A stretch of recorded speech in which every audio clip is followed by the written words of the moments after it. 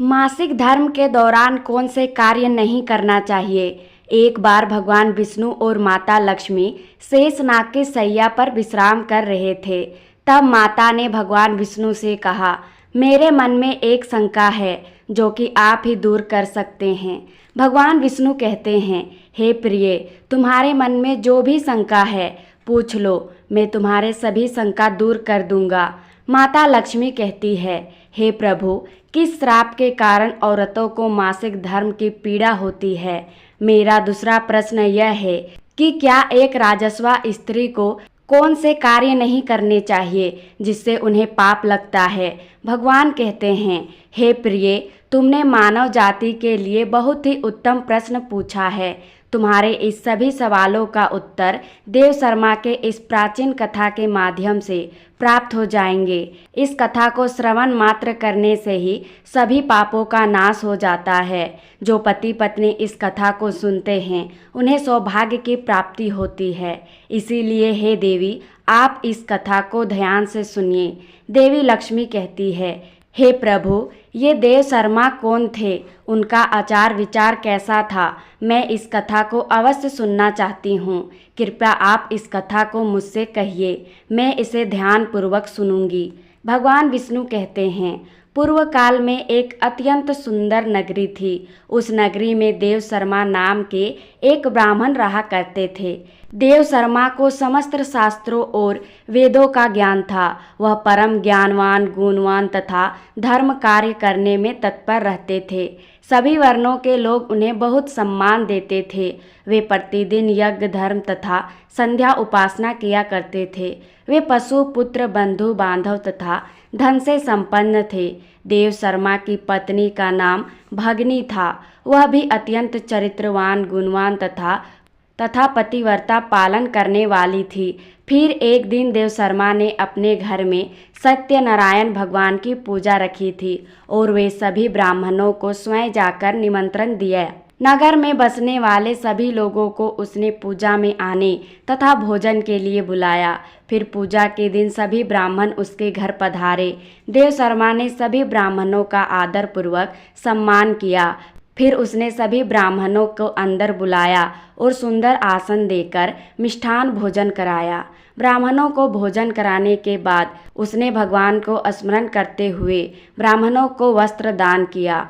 वे सभी ब्राह्मण देव शर्मा को आशीर्वाद देकर वहां से चले गए। उसके बाद उसने अपने परिवार, बंधु बांधव तथा अनेक दिन लोगों को भोजन करवाया।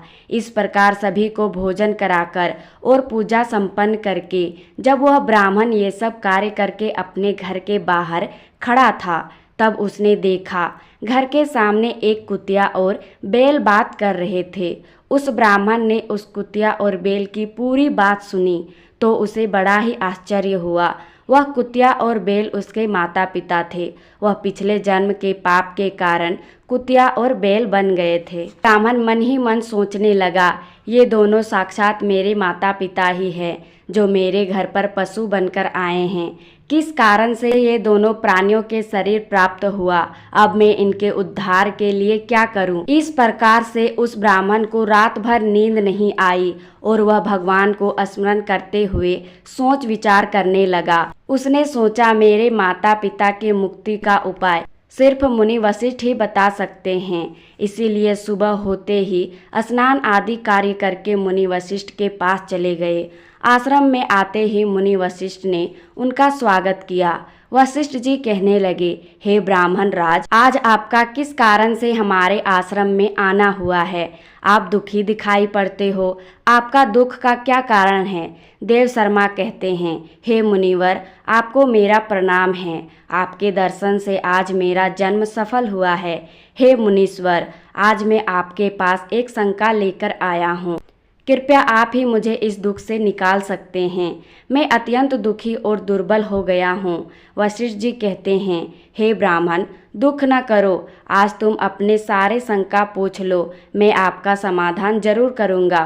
फिर देव शर्मा कहते हैं, हे मुनि, कल मैंने अपने घर में विष्णु जी की पूजा रखी थी तथा अनेक लोगों को भोजन करवाया, फिर विधि पूर्वक भगवान का पूजा करवाया। फिर मेरे घर के बाहर एक कुतिया और एक बैल आ गए।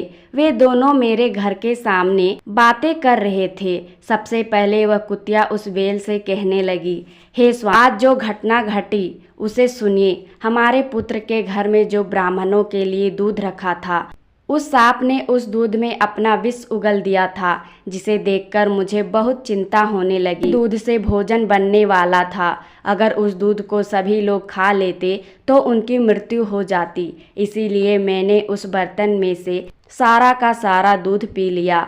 जब बहू की दृष्टि मुझ पर पड़ी तो उसने मुझे खूब पीटा, जिससे मेरा अंग भंग हो गया। मुझे बहुत पीड़ा हो रही है। इसी कारण से मैं लड़खड़ाते हुए चल रही हूँ।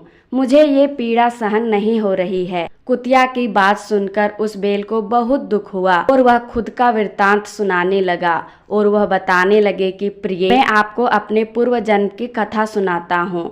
मैं पूर्व जन्म में इस ब्राह्मण का पिता था। इस ब्राह्मण ने सभी ब्राह्मणों को भोजन कराया, किंतु इसने मेरे सामने घास तक नहीं डाली और ना ही मुझे पानी पिलाया। इसी कारण से मैं दुखी हो गया हूँ। फिर देव शर्मा कहने लगा कि आपने माता पिता को कुतिया और बैल के रूप में देखकर मुझे बड़ा दुख हो रहा है और मुझे रात को नींद भी नहीं आ रही है। हर क्षण मुझे उनकी चिंता सता रही है। मैंने कभी कोई पाप नहीं किया, फिर भी मेरे माता पिता को इतने कष्ट झेलने पड़ रहे हैं। इसी कारण से आज मैं आपके पास आया हूँ। कृपया आप मुझे अपने योग शक्ति से पता लगाकर बताइए कि इस कारण से मेरे माता पिता को इतने कष्ट झेलने पड़ रहे हैं और इनके मुक्ति का मार्ग बताइए। फिर गुरु ध्यान लगाते हैं और उनके माता पिता के पूर्व जन्म को देखने लगते हैं और देव शर्मा से कहने लगते हैं, हे ब्राह्मण, तुम्हारे माता पिता ने पिछले जन्म में घोर पाप किया था। उसी पाप के कारण उनके यह दुर्दशा हुई है। देव शर्मा कहते हैं, हे गुरुदेव, किस पाप के कारण मेरे माता पिता की यह दशा है? कृपया आप मुझे विस्तार से बताइए, मैं जानना चाहता हूँ। फिर ऋषि वशिष्ठ कहते हैं, हे ब्राह्मण देवता, ये बैल जो तुम्हारे पिता हैं, ये पिछले जन्म में कुंडी नगर के श्रेष्ठ ब्राह्मण थे। इन्होंने एक दिन एकादशी के दिन भोजन किया था। इसने एकादशी के दिन दान धर्म भी नहीं किया।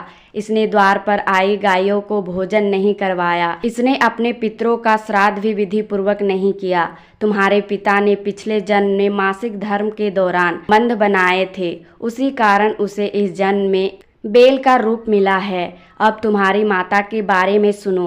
तुम्हारी माता ने रजस्वला होते हुए भी भोजन बनाया। मासिक धर्म के दौरान ही इसने पूजा की, तुलसी को जल चढ़ाया। रजस्वा होते हुए भी इसने भगवान को भोग लगाया। इसी कारण से इसे महापाप लगा है। मासिक धर्म के दौरान स्त्री अपवित्र हो जाती है। मासिक धर्म के दौरान स्त्री को पूजा पाठ नहीं करना चाहिए। स्त्री को इन दोनों में अपने बाल भी नहीं धोने चाहिए, इससे पति की आयु कम होती है। मासिक धर्म के दौरान पेड़ पौधों को स्पर्श न करें। राजस्वा स्त्री के साथ संबंध भी नहीं बनाएं। जो पुरुष ऐसा करता है उसे ब्रह्म हत्या का पाप लगता है, और जो रजस्वा स्त्री कपड़े को स्पर्श करता है राजस्वा स्त्री के शरीर में, इन 3 दिनों तक ब्रह्म हत्या का पाप लगता है और चौथे दिन वह स्नान करके पवित्र हो जाती है। उसके बाद उस स्त्री को अपने पति का मुख देखना चाहिए, अन्य किसी भी पुरुष का मुख नहीं देखना चाहिए। यदि पति समीप न हो तो सूर्य देव के दर्शन करने चाहिए। गुरु वशिष्ठ कहते हैं, हे ब्राह्मण, इसी पाप के कारण तुम्हारे पिता को बैल तथा माता को कुत्या का शरीर प्राप्त हुआ है। देव शर्मा कहते हैं, हे मुनिवर, अब आप मुझे मेरे माता पिता के मुक्ति का उपाय बताइए। वशिष्ठ जी कहते हैं, हे ब्राह्मण, तुम किसी भी अमावस्या के दिन अपने माता पिता के मुक्ति के लिए श्राद्ध तथा दान धर्म करो, गायों की सेवा करो, उसे मिष्ठान खिलाओ और अपने माता पिता की मुक्ति के लिए भगवान से प्रार्थना करो। फिर ब्राह्मण वही करता है और उसके माता पिता को मुक्ति मिल जाती है। भगवान विष्णु कहते हैं, हे देवी, मैंने तुम्हें राजस्वा स्त्री को क्या नहीं करना चाहिए ये बता दिया है। अब मैं तुम्हें बताता हूँ कि किस कारण से स्त्री को मासिक धर्म से गुजरना पड़ता है। सतयुग में काल के नाम का एक दानव हुआ करता था। दानव होने के कारण उसका स्वभाव उग्र था और वे हमेशा ही युद्ध करने के लिए तत्पर रहता था। फिर एक बार सभी दानव मिलकर वृत्रासुर के साथ स्वर्गलोक पर चढ़ाई करने लगे। उन असुरों के पास भयंकर अस्त्र थे जिसका देवता सामना न कर सके और भागकर ब्रह्मदेव के पास चले गए। फिर ब्रह्मदेव ने असुरों के विजय प्राप्त करने का तरीका बताया। उन्होंने कहा, हे इंद्रदेव, आप इसी क्षण महर्षि दधि जी के पास जाओ और उनके शरीर के हड्डियों से अस्त्र शस्त्र बनाकर देंगे। उन्हीं अस्त्रों का उपयोग करके तुम इस असुर का वध कर सकोगे। फिर सभी देवता उस ऋषि के आश्रम में चले गए। उसे उन्हें प्रार्थना करते हुए उन शस्त्रों की मांग करते हैं। फिर महर्षि ने संसार के कल्याण के लिए महर्षि अपनी हड्डियों से अस्त्र शस्त्र का निर्माण करके दिया। उन्हीं अस्त्रों में से एक अस्त्र वज्र नाम का अस्त्र होता है जिसे देवराज इंद्र ने धारण किया। फिर सभी देवता उस असुरों के साथ लड़ने के लिए चले गए। देवता और दानव के बीच भीषण युद्ध हुआ। सभी देवता आकाश में उस असुरों के साथ युद्ध करने लगे। अग्निदेव अपने अग्नि के प्रहार से दैत्यों के अंग अंग जलाने लगे। फिर वरुण देव ने वर्षा से असुरों को डुबोने लगे जिससे दैत्य त्राही त्राही होने लगे। अनेक दिनों तक देवताओं और असुरों में भीषण युद्ध हुआ। फिर देवराज और मित्रासुर का आमना सामना होता है।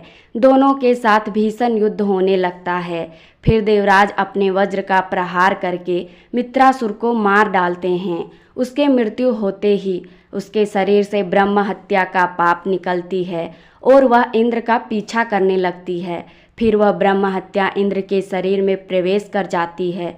इंद्र को ब्रह्म हत्या का पाप लग जाता है। इंद्र ब्रह्मदेव के पास जाते हैं और ब्रह्मदेव से इस पाप को दूर करने का उपाय मांगते हैं। ब्रह्मदेव उस ब्रह्म हत्या को बाहर निकलने की आज्ञा देते हैं। फिर ब्रह्म हत्या बाहर निकलकर ब्रह्मदेव से कहने लगती है, अभी तक मैं मित्रासुर के शरीर में निवास कर रही थी क्योंकि उसने अनेक ब्रह्म हत्या की थी। फिर इंद्र ने उसकी हत्या की, इसीलिए मैं इंद्र के शरीर में वास करने लगी। अब आप मुझे कोई उचित स्थान दीजिए जहाँ मैं रह सकूं। फिर ब्रह्मदेव कहते हैं, हे ब्रह्म हत्या, मैं तुम्हें उचित स्थान देता हूँ। फिर ब्रह्मदेव ने ब्रह्म हत्या के 4 भाग किए और कहा, हे ब्रह्म हत्या, तुम्हारा 1/4 अग्नि के पास रहेगा। जो भी मनुष्य अग्नि को आहुति नहीं देगा तुम उसके शरीर में वास कर लेना। तुम्हारा दूसरा 1/4 भाग जल के पास रहेगा। जो भी जल में थूकेगा और मल मूत्र त्याग देगा तुम उसके पास प्रवेश कर जाना। फिर तीसरा 1/4 भाग पेड़ पर, जो मनुष्य पेड़ को आकारण ही काटेगा उसे भी ब्रह्म हत्या का पाप लगेगा। फिर ब्रह्मदेव ने अप्सराओं को बुलाया और कहा, ब्रह्म हत्या का 1/4 भाग तुम ग्रहण करो। अप्सराएं कहने लगी, आपकी आज्ञा से हम इस ब्रह्म हत्या को तो अपना लेंगे, लेकिन आप हमें भी उस पाप से मुक्त होने का उपाय बताइए। ब्रह्मदेव कहने लगे, जो भी पुरुष अप्सराओं के साथ संबंध करेगा उसके अंदर ये ब्रह्म हत्या का पाप चल जाएगा। यदि पुरुष रजस्वा स्त्री को छुएगा या संबंध बनाएगा तो उसे ब्रह्म हत्या का पाप लग जाएगा। तब माँ लक्ष्मी कहती है, हे प्रभु, आज आपने मुझे बहुत ही महत्वपूर्ण बात बताई है। मैं भी आपको वचन देती हूँ, जो भी स्त्री मासिक धर्म के दौरान पूजा पाठ करेगी मैं उसके घर में प्रवेश नहीं करूँगी। आशा करती हूँ दोस्तों आपको ये कहानी पसंद आई होगी। पसंद आए तो लाइक शेयर सब्सक्राइब जरूर कर देना।